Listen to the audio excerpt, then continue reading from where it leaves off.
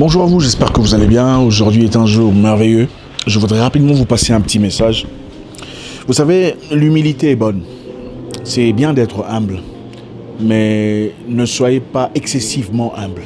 C'est bien d'être une personne de simple, d'accessible, de humble surtout, mais n'en faites pas de manière exagérée. Vous savez, tout le monde aime quelqu'un d'humble, ok? Et les gens souvent, vis-à-vis d'une personne humble, commencent très bien, commencent très gentiment, mais progressivement, pensent qu'ils peuvent vous manquer de respect. Vous savez, même les bonnes choses, prenons l'eau par exemple, l'eau est vitale à l'être humain.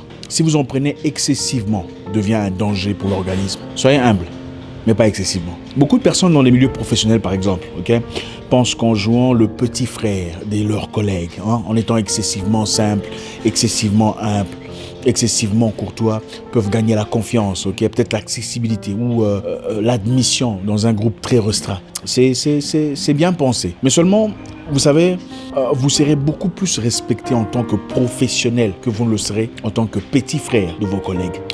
En tant que petit frère, vous serez quelquefois exclu de certaines opportunités. En tant que petit frère, vous serez quelquefois négligé, pas tout à fait considéré. En tant que petit frère, votre opinion ne tiendra pas beaucoup de poids dans certaines circonstances. En tant que petit frère, vous serez quelquefois effacé dans certaines situations. Oui, vous pouvez être gentil en préservant la distance. Vous pouvez faire connaissance, discuter de tout, sans rentrer dans votre vie privée. Toutes les questions ne méritent pas une réponse. Non, surtout les questions personnelles, privées, les questions de votre vie particulière, vous n'êtes pas obligé d'y répondre. Vous pouvez avoir une excellente relation professionnelle sans rentrer dans les détails de votre vie personnelle. Le monde n'est pas obligé de connaître votre âge, vous n'êtes pas obligé de dévoiler l'identité de votre époux, votre épouse, sa nationalité, ses origines, votre parcours, les études effectuées avec précision ne sont pas des informations obligatoires. Quand les gens vous considèrent plus comme un petit frère que comme un collègue ou une collègue, ils vous manquent de respect sans remords. Quand vous faites du business avec quelqu'un, en ce moment-là, c'est votre collègue, pas votre vieux, pas votre grand frère, pas votre oncle, pas votre yaya, pas votre patron.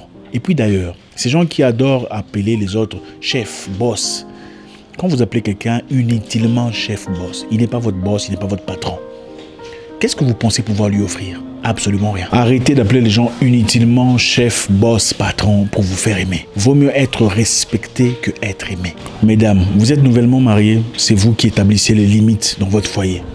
Que votre belle famille comprenne que c'est vous, la dame de la maison. Ne faites pas trop l'humilité, la fille humble, la fille simple qui accepte tout.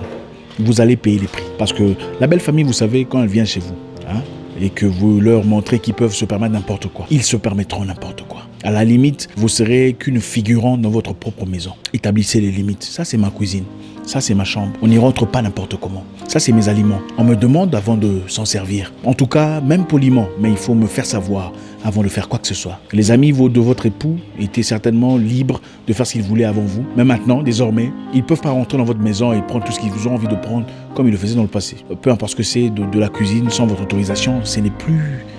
Établissez le respect. C'est vous qui apprenez à vous faire respecter. Soyez gentil, sympa, accessible, mais pas excessivement humble. La belle famille peut être un très grand danger pour votre foyer. Il faut les aimer, il faut le soutenir, mais qu'ils comprennent bien et clair qui est le chef, qui est la maîtresse de la maison. Certains problèmes qui se lèvent entre vous et votre époux doivent nécessairement être restreints entre vous et votre époux, pas exposés à votre belle famille.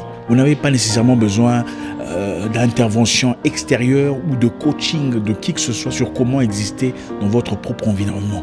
Apprenez à établir les limites. À un certain moment, il faut dire non, ça c'est entre lui et moi. On va gérer ça entre lui et moi. On n'a pas besoin de qui que ce soit pour nous. C'est dur, mais c'est ça qui est la réalité. Si vous ne le faites pas, vous deviendrez victime de votre propre existence. Les choix de votre vie, les choix de votre location, votre lieu de travail, votre lieu d'existence, vos choix financiers, vos choix de chaque jour doivent être faits par vous. Pas par votre belle famille ou par le grand frère de votre mari ou la grande sœur de votre... Absolument pas.